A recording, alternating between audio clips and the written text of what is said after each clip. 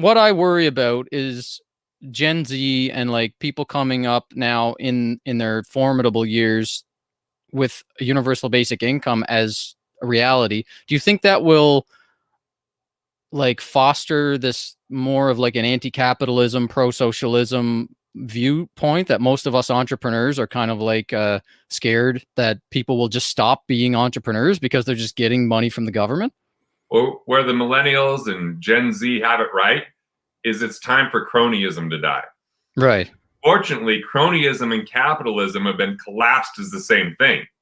And Yeah. so when we have a government that's a subsidiary of these major corporations that are doing all sorts of things that the free market doesn't actually ask for, whether it's, you know, corn and pork subsidies or cheese, like there's all this kind of stuff in the name of protecting jobs.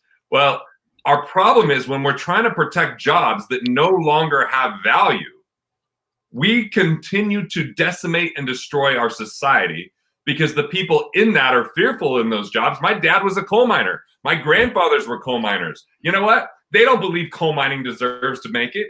They believe there's other innovation and ingenuity that's better than coal mining. And when someone gets up and says, we're going to save the coal mines, that's stupidity. Look, I get there's coal miners out there that's all they know how to do, but they can do a whole hell of a lot more than coal mining if they invest in themselves and educate themselves. And that's what it really comes down to, is that we've seen cronyism where governments and corporations are working in cohorts with funding and everything that they're doing that isn't in the best interest of people, that the free market doesn't value. And so then we see these people go, that's why we should be socialists. But here's the problem with socialism. What the hell is government ever capable of doing? Yeah, right. I mean, what are they doing? Do they have enough masks? Do they have enough coronavirus test kits? They're not capable. And so this has been my mantra lately, Brad. This is like my I say this every day to people. The government can't save you. Corporations won't save you. And effort isn't enough. What it really is going to take is, if I look at communism, why it ever existed was pure fear. People go, I want to take care of my family. I don't know how. I'll go ahead and give up who I am and my freedoms because I think these people have good intentions, but they don't have good intentions. Their intention is to have the power, and that there still has to be someone and something happening to provide housing and that safety that people give their lives away to. Then socialism is just a lessened version of that, where we rely upon a government that right now, if we ask how many people trust the government, I sure don't. Mm-hmm. Like, when I look at the CARES Act in America, when I look at all these things, I'm like, how complicated is this going to be? How, have they really considered everything that they've decimated because of this? It's infuriating to me, because when I hear Bernie Sanders, like, I'll tell you what, I agree more with Bernie Sanders than almost any politician on what's wrong. I just completely disagree with his solution to make it right. Right. So look, I'm a believer free education, but not through tax paying, through innovation.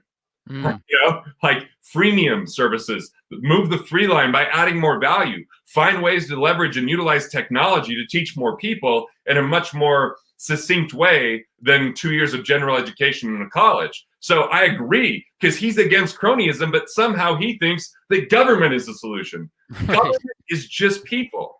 And look, entrepreneurs don't really want to work for the government because it stifles creativity, ingenuity, and innovation, because bureaucracy is key.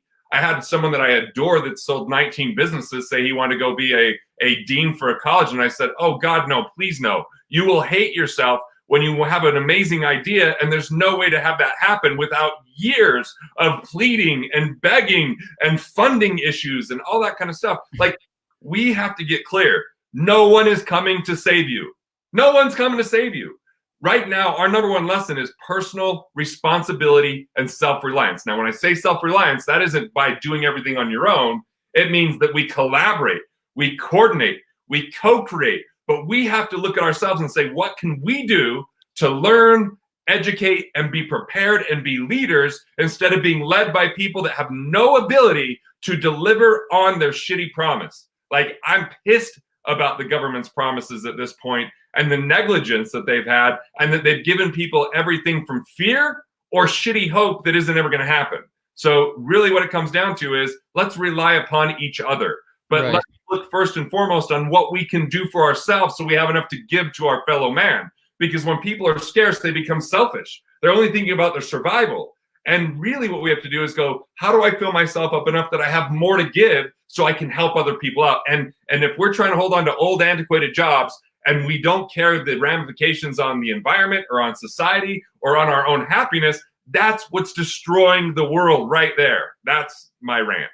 I love it. It's a truth and it's motivational. And I also, it reminds me of this other interview I just watched yesterday from Real Vision. Again, I've been kind of like devouring their content the last 6 months with Jeff Booth. Have you heard of his book, The Price of Tomorrow? Mm-hmm. Yep. So it talks all about how technology should lower prices and technology should have a deflation happen so that things do cost less. But there's a war between technology and central bankers and governments, that governments have a target to like rise prices and rise minimum wage and rise inflation 2% a year, and technology's in a separate battle, like trying to lower the cost of energy and lower the cost of education. But so there's like a real Herculean battle happening between technology and innovation and these central planners, these government people that think that they know better than entrepreneurs and technologists and inventors and stuff. I mean, dude, like here's what we all have to be clear about. Value is perception and perspective. Anytime we try to tell someone else what they should value or what should be important to them, that's a losing game. And for a central planner to tell the market what should be important, that's why it'd be great if they're a corporation, because it either is or it isn't based upon if someone writes a check or if someone writes a check. I sound like an old antiquated dinosaur. My son would start making fun of me right now, calling me. Someone drops an ounce of gold in the pocket. Yeah.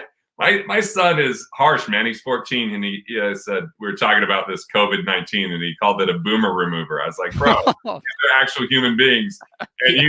he told me the other day we're on a car ride, and he goes, hey, Dad, why do you look so much older than Mom? I'm only like 9 months older than my wife. I go, I don't know, man. Probably because of you kids.